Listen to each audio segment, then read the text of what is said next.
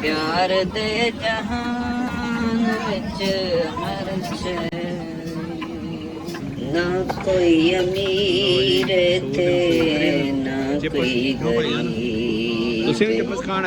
जिंदगी दा सौदा कर लईए तैवे चिप्स वालों को किवें लाइनां लगियां होईयां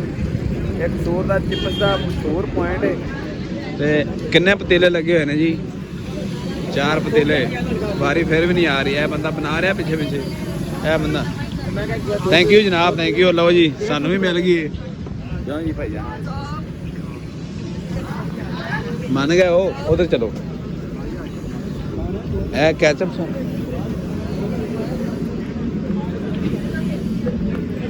ਇੱਥੇ ਜੀ ਵਾਰੀ ਨਹੀਂ ਆਉਂਦੀ ਤੇ ਸਾਨੂੰ ਉਹਨਾਂ ਸਪੈਸ਼ਲੀ ਇਹ ਮਿਆਰ ਜ਼ਰਾ ਚੈੱਕ ਕਰੋ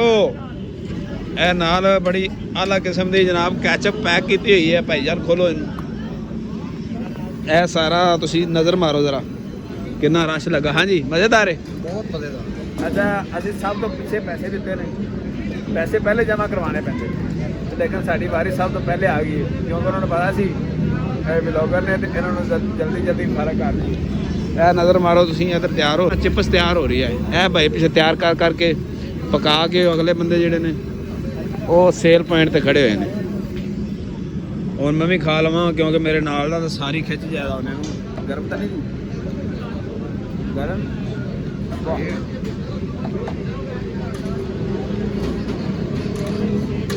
ਭਾਈ ਕੀ ਬਾਤ ਹੈ ਕਿਉਂਕਿ ਹਰ ਚੀਜ਼ ਦਾ ਆਪਣਾ ਪਿਆਰ ਹੁੰਦਾ ਹੈ ਇਹਨਾਂ ਦਾ ਆਪਣਾ ਮੈਚ ਜਿਹੜਾ ਖਾਂਦਾ ਉਹ ਦੁਬਾਰਾ ਵੀ ਮੰਗਦਾ ਟੀ ਸਟਾਲ ਵੀ ਨਾਲ ਪਿਛਲੀ ਸਾਈਡ ਤੇ ਅਸਲ ਤੇ ਇਹ ਇੱਥੋਂ ਫੇਮਸ ਹੋ ਗਈ ਹੈ ਚਿਪਸ 4 ਫੇਰੇ ਸਕੂਲ ਨੇ ਬੜੇ ਵੱਡੇ ਸਕੂਲ ਤੇ ਸਾਰੇ ਲੋਕ ਇੱਥੇ ਆ ਗਏ ਤੇ ਜਨਾਬ ਐਵੇਂ ਲੱਗਦਾ ਜਿਵੇਂ ਪਟੇਲੀ ਵੀ ਹੁੰਦੀ